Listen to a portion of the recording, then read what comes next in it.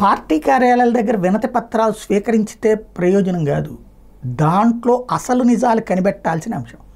ఈ ప్రభుత్వం వచ్చి 7 నెలలు అయిపోయింది, కూటమి ప్రభుత్వం వచ్చి.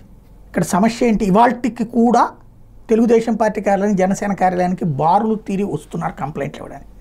అంటే గ్రౌండ్ లెవెల్లో మన వ్యవస్థలు పర్ఫెక్ట్గా పనిచేస్తున్నాయా? కలెక్టర్లు సక్రమంగా పనిచేస్తున్నారా?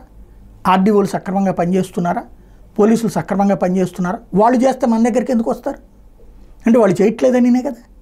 ఇది ఆత్మవిమర్శ చేసుకోవాల్సిన అంశమా కాదా? నెంబర్ 1. నెంబర్ 2, వస్తున్న కంప్లైంట్స్లో సరే ఎక్కడో ఎవడో వైఎస్ఆర్ కాంగ్రెస్ పార్టీ వాడి పేరు ఒకటి చెప్పాడని దాన్ని బేస్ చేసుకుని హెడ్డింగులు పెడుతున్నారు కానీ పత్రికలు అత్యధికం భూతగాదాలు.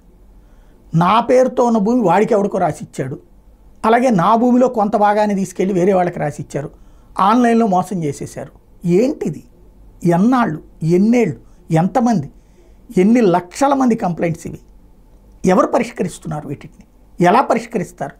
రెవెన్యూ సదస్సులు అంటున్నాం, ఇంకోటి అంటున్నాం. అక్కడ కూడా వెంటనే ఫైనల్గా ఇదే అధికారి దగ్గరికి వెళ్తుంది. అధికారులకు తెలియదా? రిజిస్ట్రేషన్ ఎవరు చేస్తున్నారు, మార్పుడు ఎవరు చేస్తున్నారు, శిక్షించడం ఎక్కడన్నా ఉందా?